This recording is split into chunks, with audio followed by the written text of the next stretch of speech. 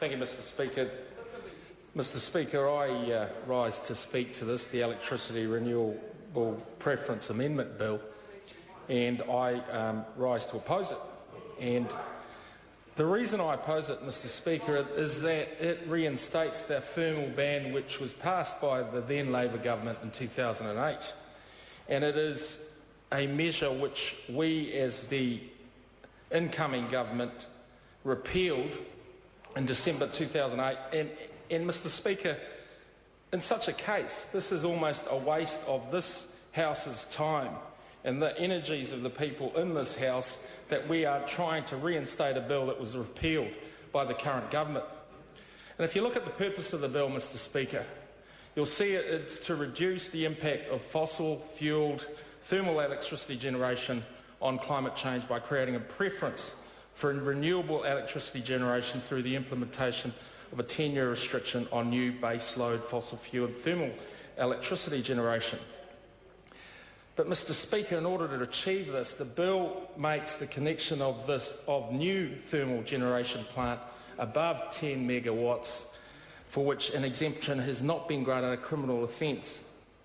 And all the reasons that the Honourable Minister Nathan Guy outlined in his speech as to why we oppose this bill, I support.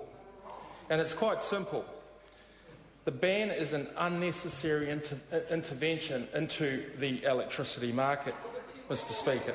It's unnecessary because within the current framework that we have, and we have supported the ETS with some adjustments that the Labor government had passed under their administration, environmental effects are taken into account, sir, through a price on carbon in the ETS.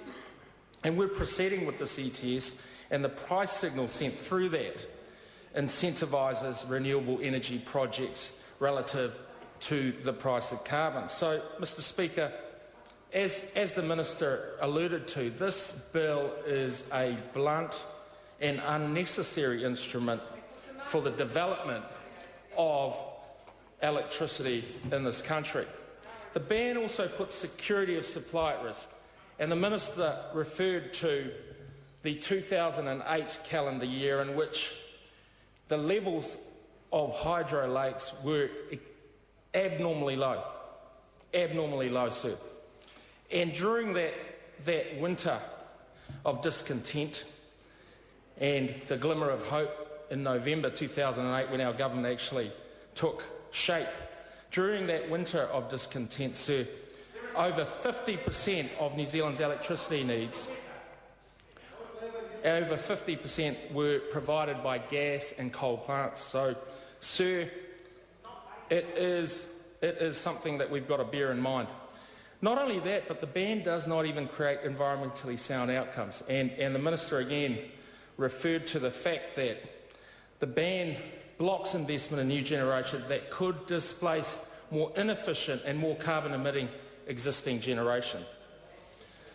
It also disincentivises oil and gas exploration, sir. And during that short time in which the previous legislation was in place, excuse me, Mr Speaker, petroleum explorers and investors shied away from New Zealand. And we know that, the public know that, the market knows that, and, sir, this bill doesn't know that. So, sir, I oppose this bill along with the Honourable Minister, and I thank you.